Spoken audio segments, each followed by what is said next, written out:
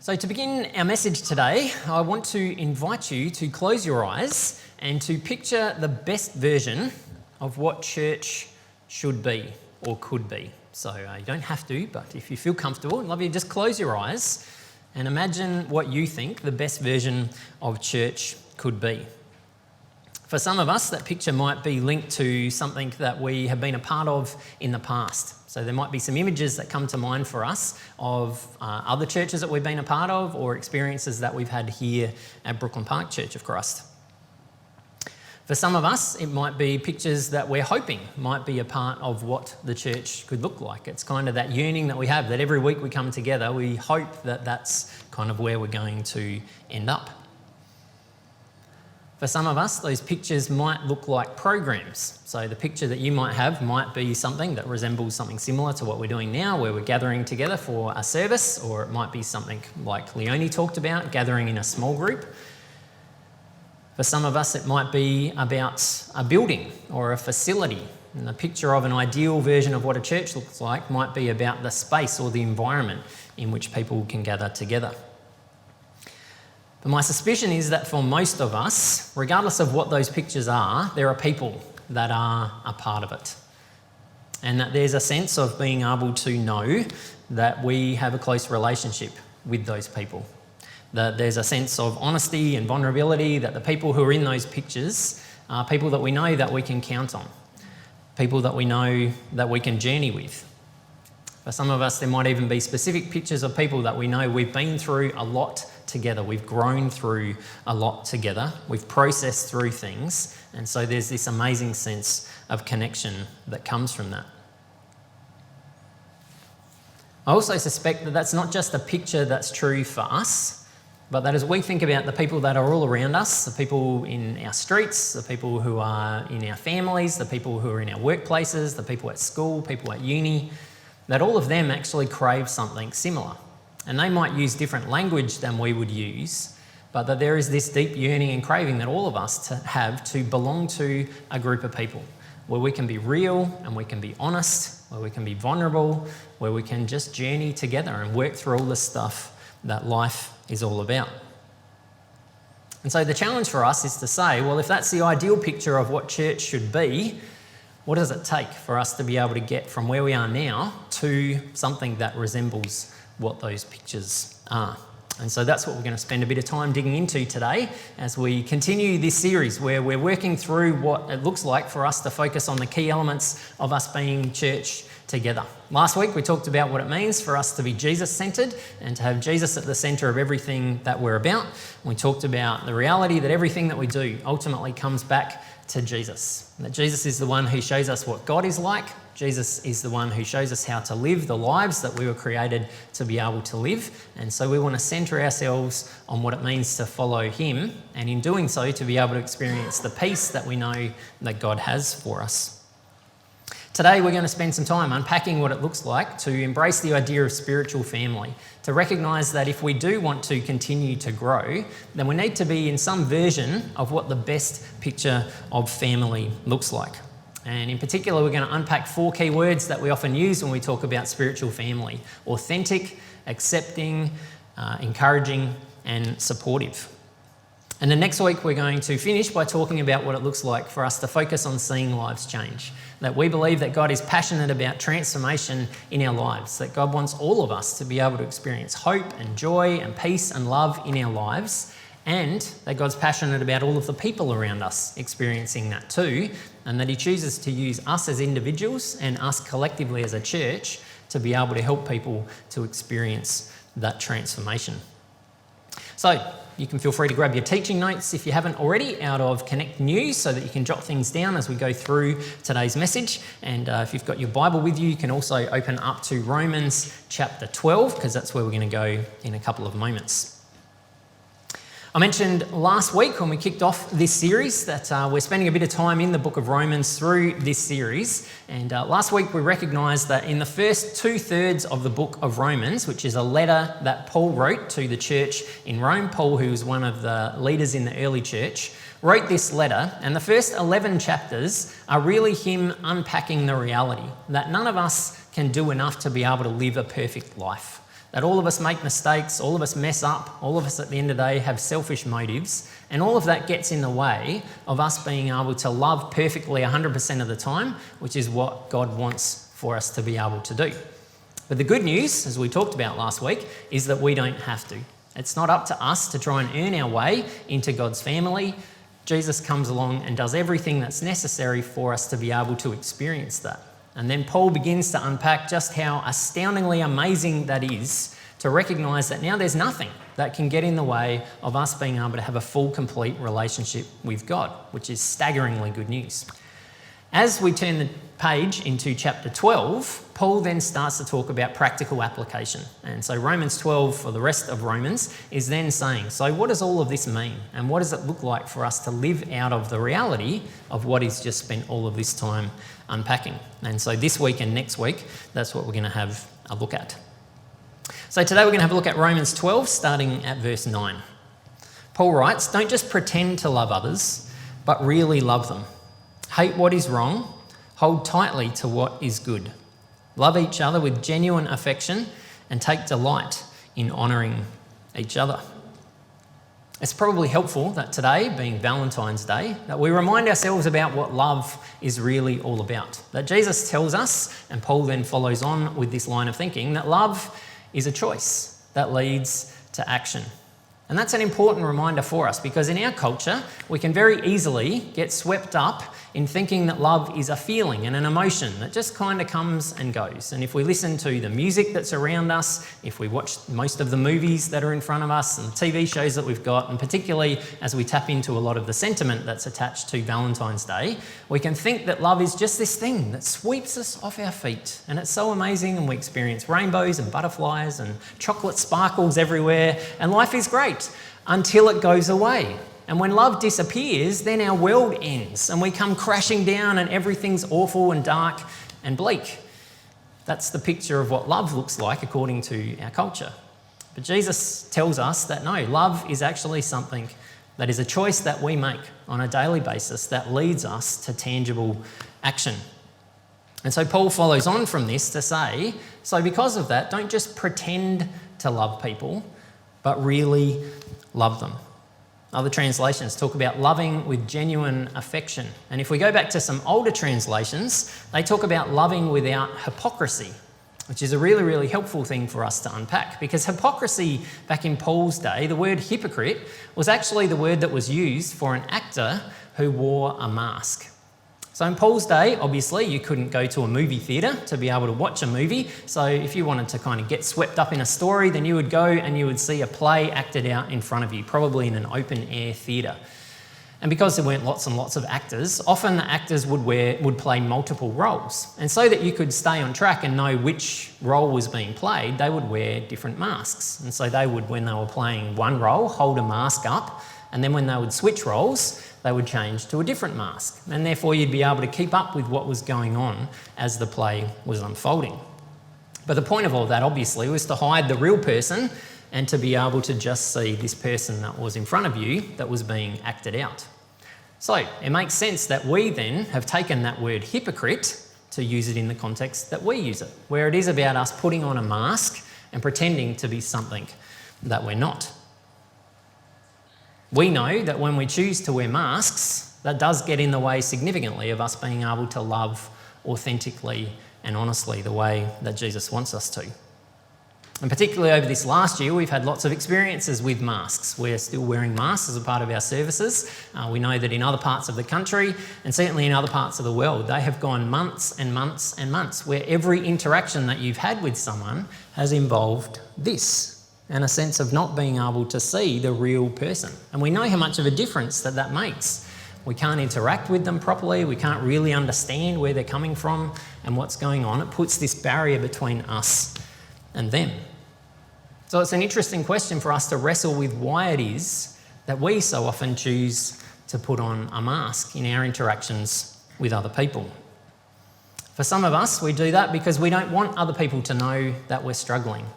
We don't like the idea that other people would know that we don't have it all together, that there's some parts in our life that aren't really going as well as we'd like them to, and so we put on a mask to kind of hide that away. For some of us, we put on a mask because we worry about whether people will accept us. If they knew the real me, if they knew what was really going on inside, then they would probably not want to spend time with me. They would probably not like me. So I'll keep my mask on. For others of us, we have been hurt when we've taken our masks off and people have turned their back on us, or people haven't helped us the way that we hoped that we would be helped when we've gone through difficult times. And so that means that we're really hesitant to ever think about doing that again. But if we want to be the best version of what church looks like, if we want to be the best version of what a spiritual family looks like, then we have to embrace the reality that that requires all of us to take our masks off. And two of the words that we often use when we talk about spiritual family are authentic and accepting. And we believe that if we can live out the best version of what that looks like as a church family together, then that will give us more freedom to take our masks off. Being a place that's authentic means that we are a place where people can be real, where people can be vulnerable, where people can be honest, where we can let our guard down, where we don't have to pretend to be something that we're not. We can be the real us.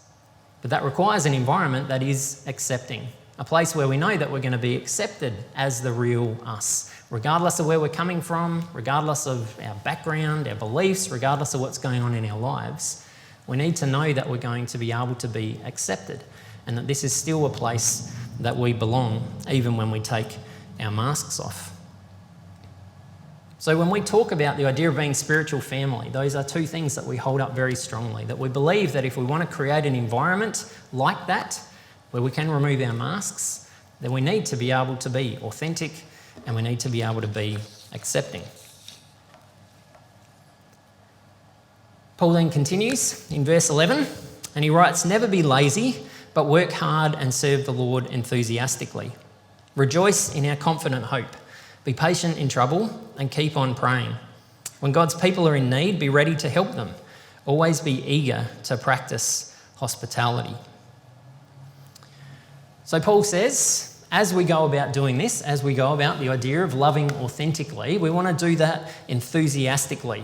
Not do it begrudgingly, not do it out of obligation, but do it with a sense of excitement. Be eager to practice hospitality, Paul tells us. The Message translation of this says, "Keep yourselves fueled and aflame," which is a beautiful picture of what that looks like. And the reason why the Message latches onto that is some old language that says, "Do all of this fervently."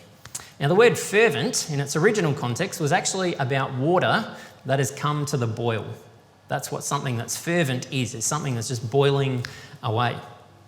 And that's a really helpful image for us to think about as we unpack this idea of what it means to be enthusiastically, eagerly loving one another. Because we can sometimes fall into the trap with that of thinking, oh, great, now I've got to get myself up to be excited and enthusiastic about coming along to a service or seeing those people or doing whatever it is that I need to do. I've got to create this sense of excitement about what that looks like. But boiling water doesn't boil because the water chooses to get hot. Boiling water boils because it's close to the fire. And the fire is what generates the heat that then creates the bubbles that causes the water to boil. And that's what Paul's really trying to say here, is that our goal should be to stay close enough to Jesus that he gets the bubbles going inside of us, to tap into the heat that comes from staying close to Jesus as our fire that then keeps us fueled and aflame. But we can actually take that a step further and say we also have the privilege of being able to be fires for each other and to create sparks that help other people to stay fueled and aflame, to be able to recognise that we have the opportunity to help each other boil away and embrace what God has got for us to be able to do. And so there's two ways that we talk about being able to do that, being encouraging and being supportive. Encouraging is a word that we often think of. Encouragement is kind of saying something nice about someone else. So you know what encouragement normally looks like, someone giving you a pat on the back and saying, thank you for doing that, you did a really, really great job. But encouragement at its core is actually about giving courage. That's what the word means in its original context, to give courage to someone else. And so yes, giving someone a pat on the back helps to give them courage to keep going. But encouragement also looks like calling out the best in other people, being able to say, I see this in you. I'm so grateful for you because of these things that you bring into our context together, or these things that you do for someone else, I think are really, really amazing. And you may not even be aware of the impact that you're having, but it's really, really significant.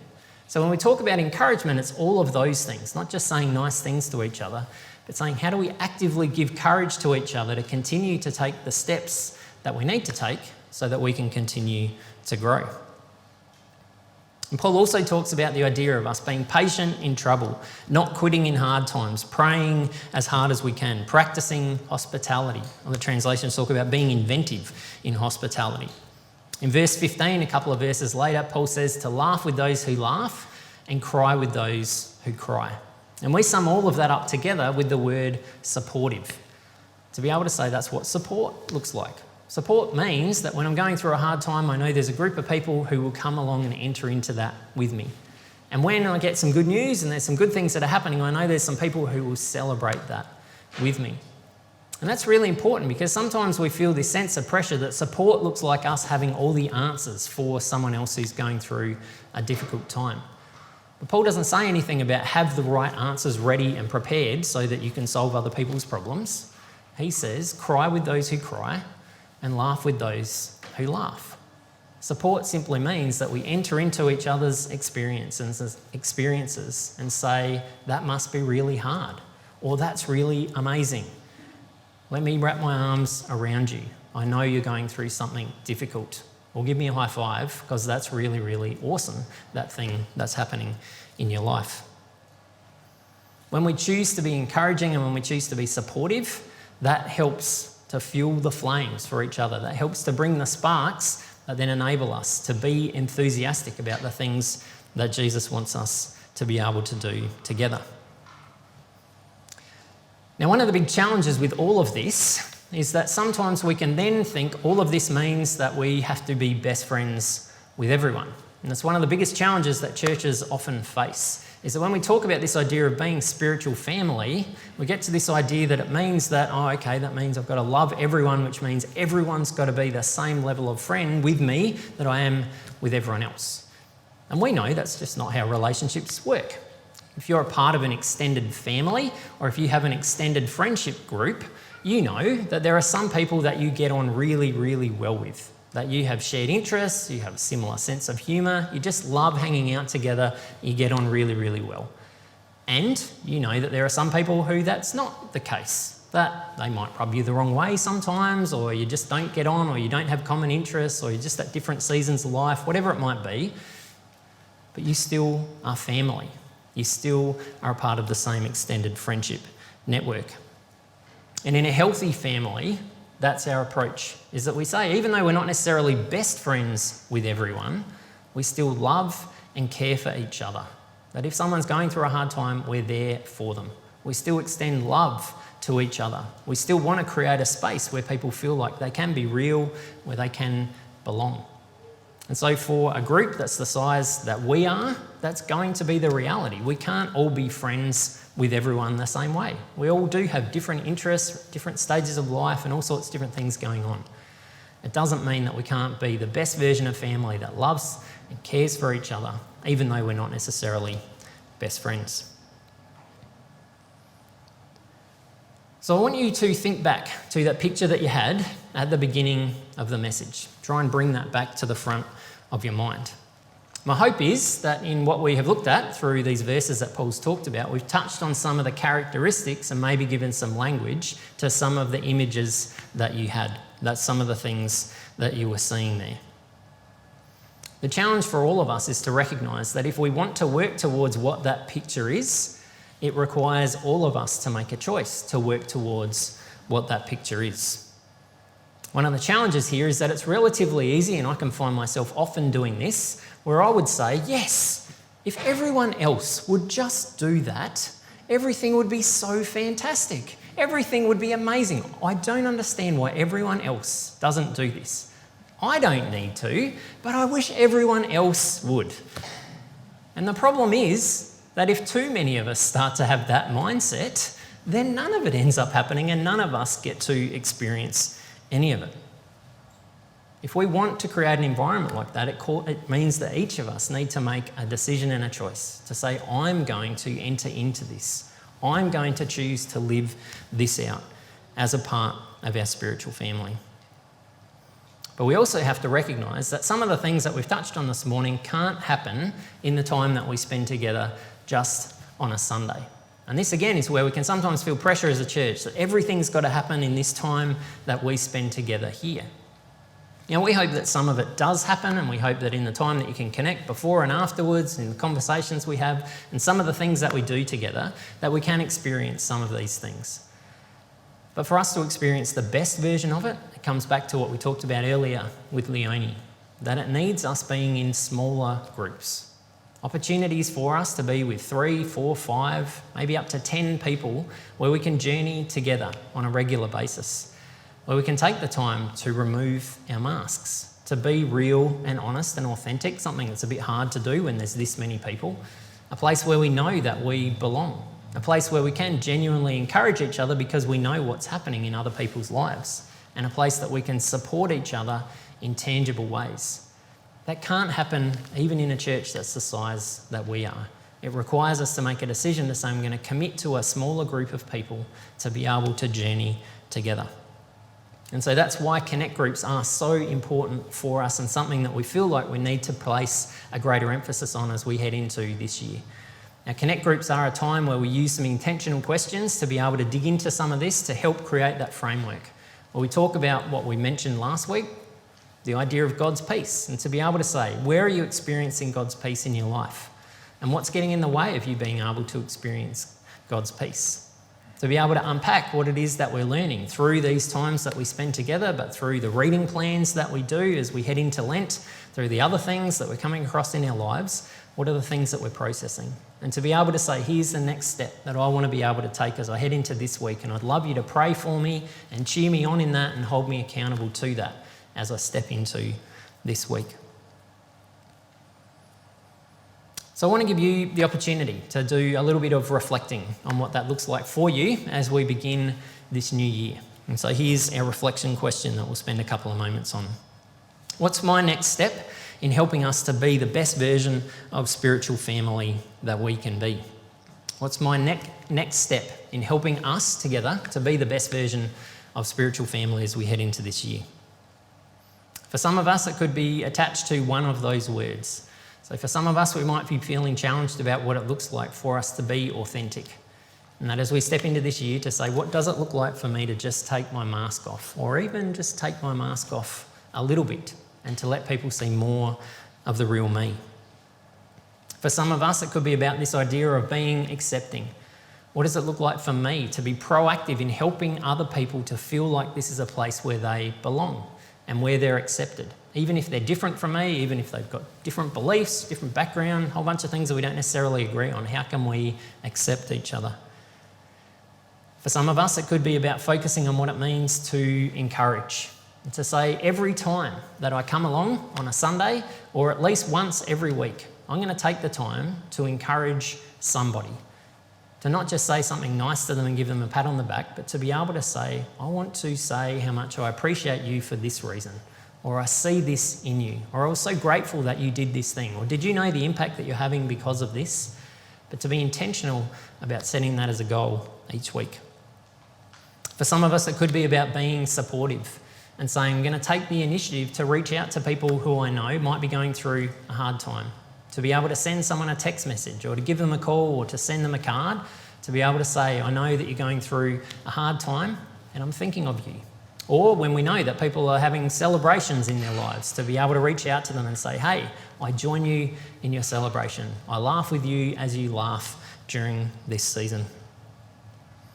For some of us, it might be about the idea of joining a connect group, or at least exploring that and saying, well, I'm going to give it a go and try it out a few times and see what comes out of that. And for others, it might just be a little bit of a shift in our mindset to talk about the recognition that it is about all of us doing this together. And I know that last year, some of you, when we talked about this idea of being spiritual family, that some of you made an intentional shift to say, I know that sometimes I can think that Brooklyn Park is kind of that place that I go to, or it's kind of someone else's church, But I'm going to intentionally shift my mindset to say, this is my spiritual family. And I know that for some of you, that was a significant mindset shift that then changed the way that you approached all of last year. And we have really benefited from that decision that you made to say, this is my church. This is my spiritual family, not just that place that I go to or not just someone else's church. And so for some of us, it might be saying, it's not up to everyone else to try and do this. What's the role that I've got to be able to play? Lastly, for some of us, it could be just about telling others about this and saying, I'm so grateful that I've got a spiritual family where I can be real and honest, where I can let my guard down, where I know that I belong, where I am encouraged, where I am supported. Is that something that you're looking for? I genuinely believe that there are lots of people around us who are craving this. There are so many people who don't have anywhere in their life where they can be real and honest, don't have a place they feel like they can belong, don't have people who encourage them or support them. We can give that to them as a gift. And so part of this might be about saying, who's in my life that I could have a conversation with as we move into this year? Lots and lots of options there. Hopefully one of those is helpful for you. And I want to give you the time to be able to just jot something down or talk to the person next to you, and then we'll come back and wrap up and transition to communion. So take some time to reflect.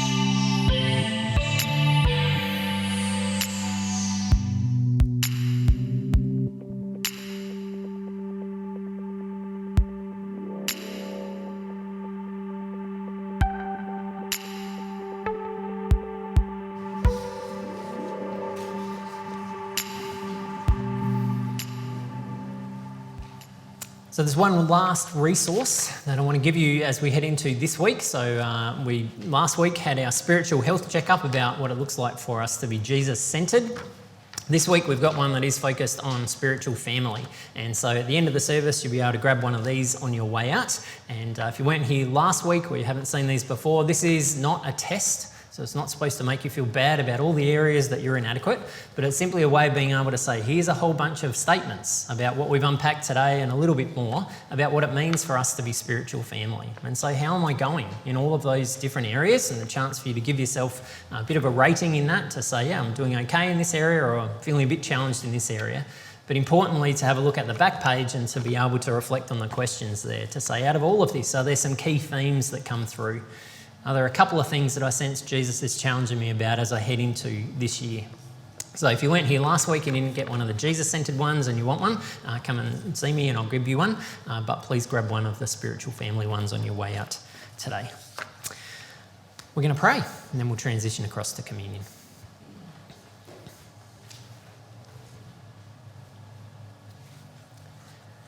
God, we thank you that the picture that you have always had for us is of family.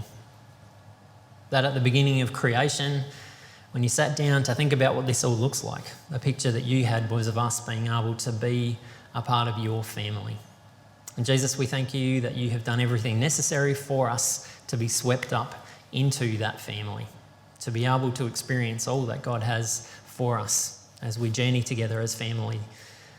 We know that so often we put things in the way of that by our own choices or the stuff that's going on in our lives, we can often stop ourselves and other people from experiencing the best version of what family looks like. And we also know that sometimes we can just get distracted with life and with all the stuff that we do, including all the stuff that we do as a church. It can get in the way of us being able to focus on this primary calling that you've got for us to be the best version of what family can be. And so as we move into this year, my prayer is that you would continue to challenge us about what it looks like for us to be authentic, to remove our masks, to reveal the real us, to be a place that is incredibly accepting, that regardless of where people are coming from, regardless of where they're at in their spiritual journey, regardless of what's going on for them, they feel like this is home. A place that is encouraging, a place where we do feel like we're close to the fire and we can feel the bubbles starting to boil away. And a place that is supportive, a place that we know that we can come and we can share the challenges we're going through and know that we've got people who will enter into that with us, and a place where we can celebrate the good things in life together. We know that all of that happens the most as we focus on you, Jesus. And so as we head into this week, as we head into this year, our prayer is that you would continue to take us deeper in that individually and together as a church family. In your name we pray. Amen.